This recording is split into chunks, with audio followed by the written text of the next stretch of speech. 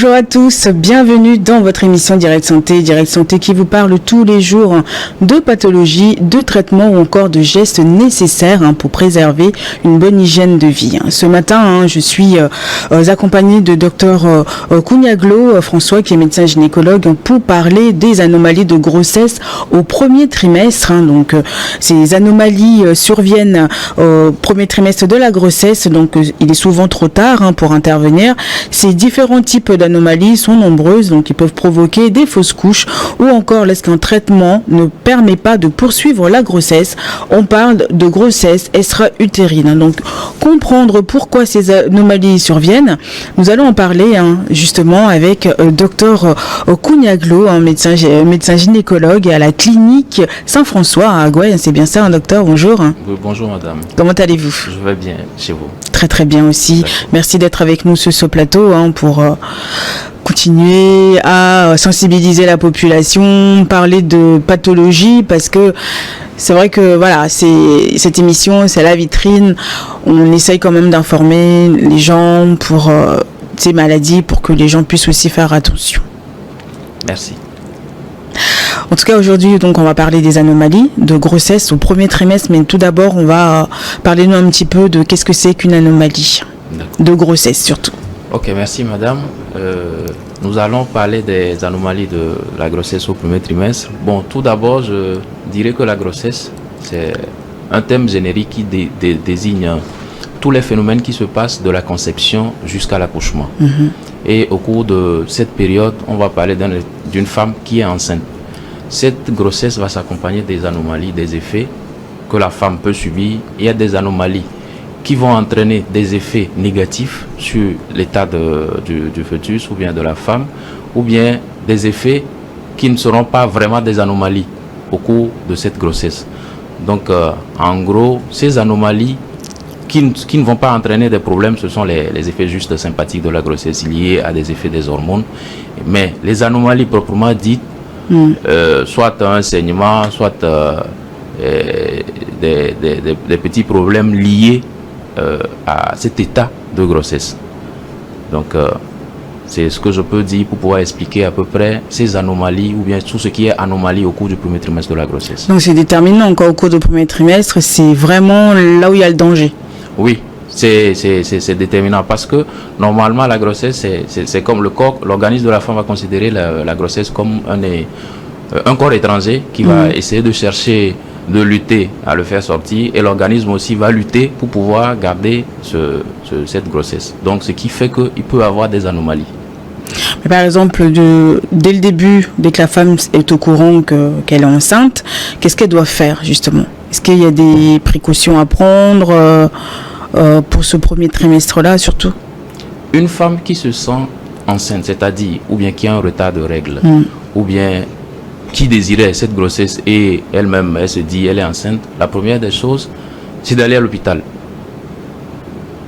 Aller à l'hôpital, c'est à l'hôpital que tu vas confirmer cette grossesse. Ou soit, bon, tu peux aller à la pharmacie, tu achètes un test de grossesse, tu l'as fait, tu as vu que le test est positif.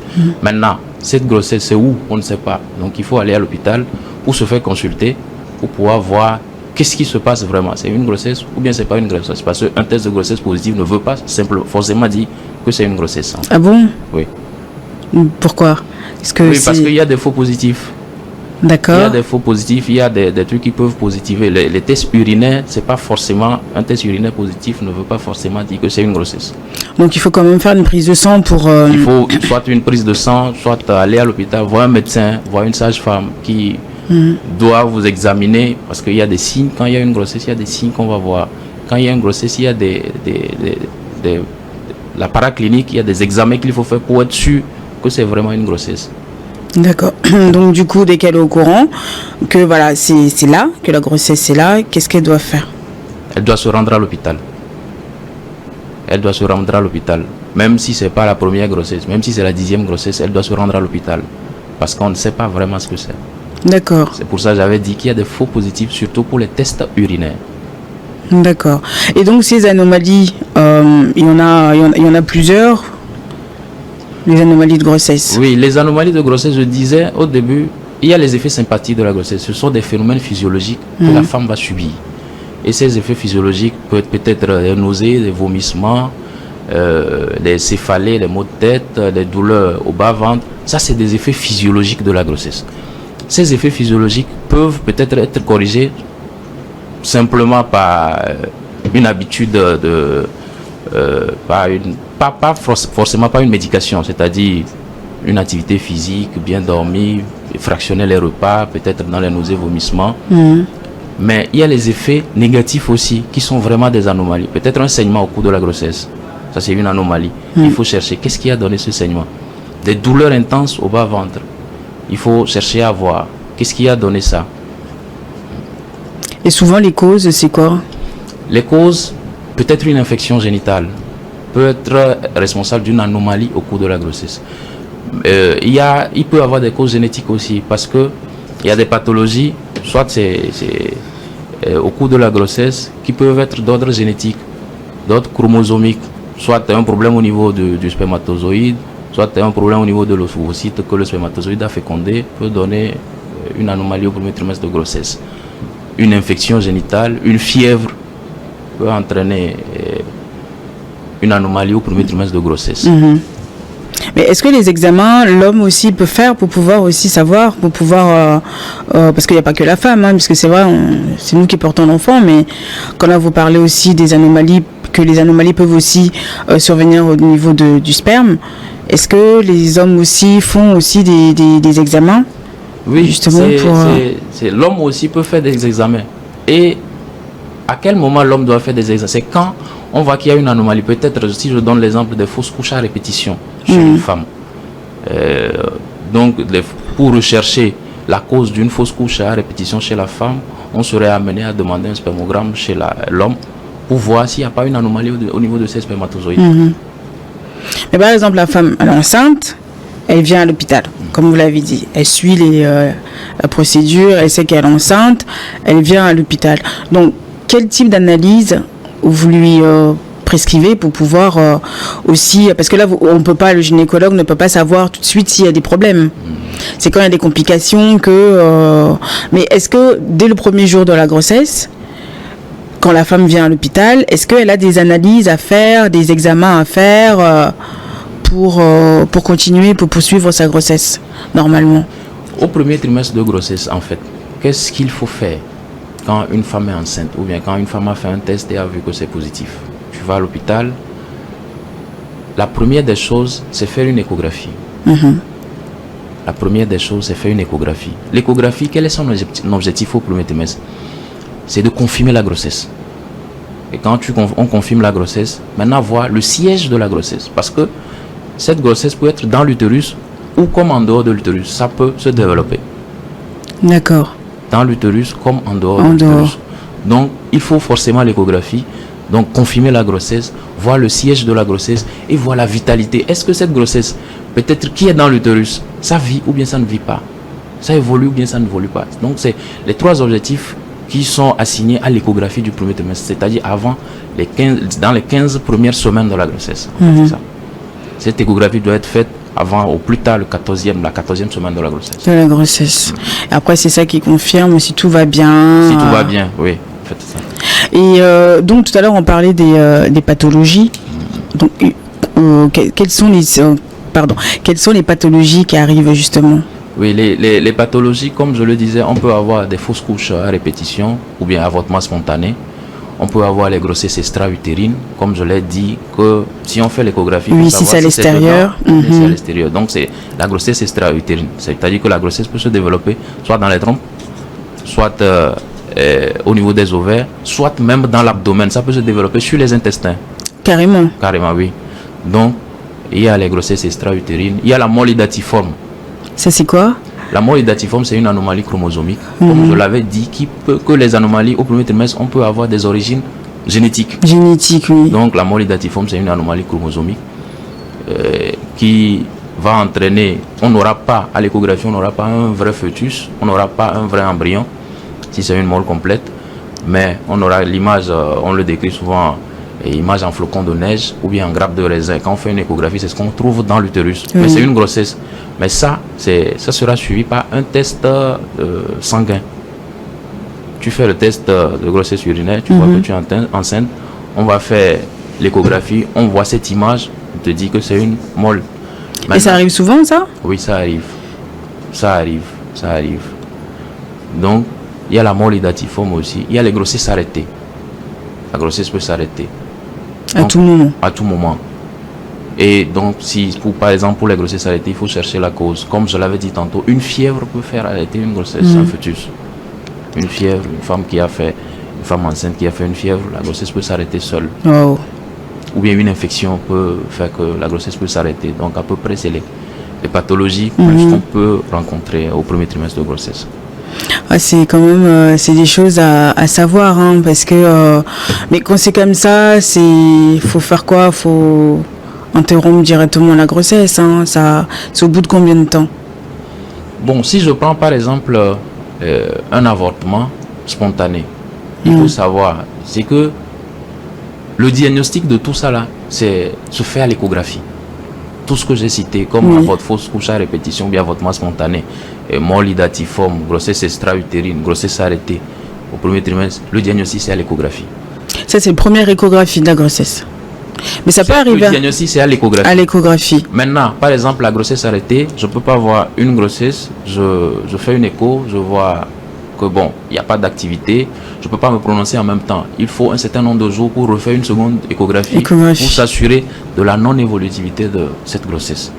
Parce qu'on ne se jette pas en même temps et on dit bon, madame, tu as ceci. Ça va dépendre aussi de la manière dont la chose est présentée à l'échographie pour que tu puisses te prononcer en même temps. Mais il y a des moments où tu ne peux pas te prononcer en même temps, par exemple dans le cas de la grossesse arrêtée. Dans le cas de la molle, quand tu vois l'écho, tu sais en même temps que ça c'est une molle. Maintenant la molle, il faut aspirer ce qu'il y a dedans et il faut suivre ça parce que ça, la molle surtout a des conséquences ultérieures sur la fertilité de la femme ou bien sur l'utérus de la femme qui peut entraîner ce qu'on appelle peut-être le choriocarcinome qui est un cancer. Donc la molle, c'est donc comme vous l'avez dit tout à l'heure, c'est comme les flocons de neige. C'est à l'échographie. À l'échographie. Oui, on décrit l'image comme des flocons de neige ou bien des grappes de raisin. La manière dont les raisins se présentent sur les trucs là. C'est comme ça l'image se présente à l'échographie. Et vous dites que ça j'en ai jamais entendu parler. C'est vrai que je ne suis pas médecin, mais il y en a. Ça existe. On en voit tout le temps.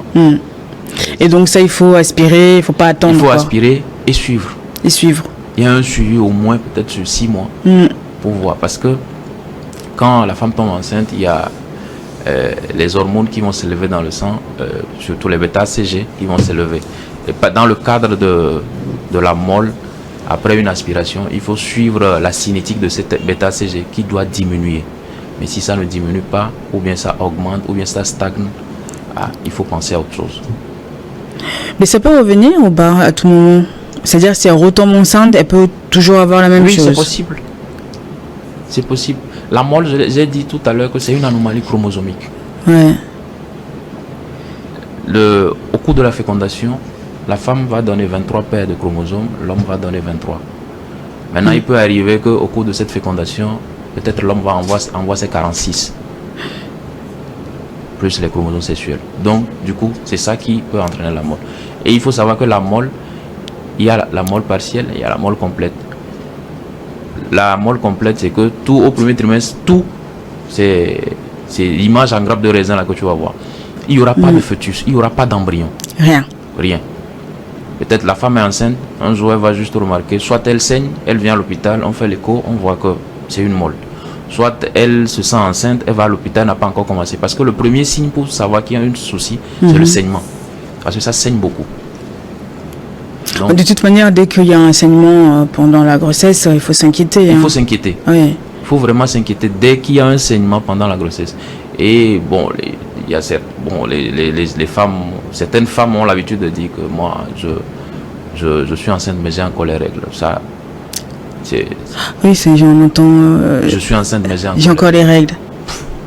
Dès qu'il y a un saignement au cours de la grossesse, il faut s'inquiéter. Et puis il y a des femmes aussi qui savent pas qu'elles sont enceintes, mais qui continuent à avoir leurs règles pendant 3 mois au moins.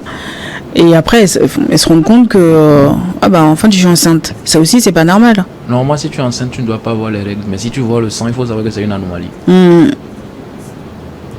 Si tu vois le sang, c'est une anomalie. Oui, ben, c'est-à-dire cette grossesse peut être quand même normale jusqu'au bout. C'est une grossesse normale. Mais si tu saignes, si tu es enceinte et que le sang sort, c'est une anomalie. Ce ne sont pas les menstrues. C'est une anomalie qu'on doit chercher. Il peut ne pas avoir, c'est qu'on peut faire l'échographie, on peut examiner, on peut ne pas avoir de truc là. C'est qu'on ne peut pas avoir une cause ou bien un truc palpable comme ça, mais c'est une anomalie. C'est pas les menstrues. Donc c'est impossible. C'est impossible.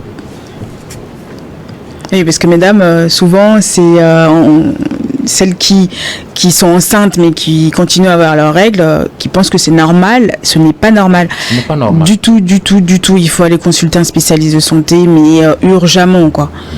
Urgemment avant que ça déclenche sur autre chose. Voilà, on le dit tous les jours dans cette émission, dès qu'il y a un petit bobo, il faut courir. Il faut aller voir un médecin, il faut consulter, n'attendez pas que ça s'aggrave, parce que c'est là où ça devient encore pire. Donc il faut vraiment prendre soin de vous et n'attendez pas, surtout pas. Et n'allez pas, comme on dit aussi que c'est-à-dire ce qui est bon pour Sophie n'est pas bon pour Adjoa, quoi. C'est ça. Donc un médicament que tel prend n'est pas forcément bon pour l'autre personne. Chacun avec son cas, le cas de chacun est différent. En fait, c'est ça. Docteur, on va marquer un temps de pause, on revient juste après les informations. Reste avec nous.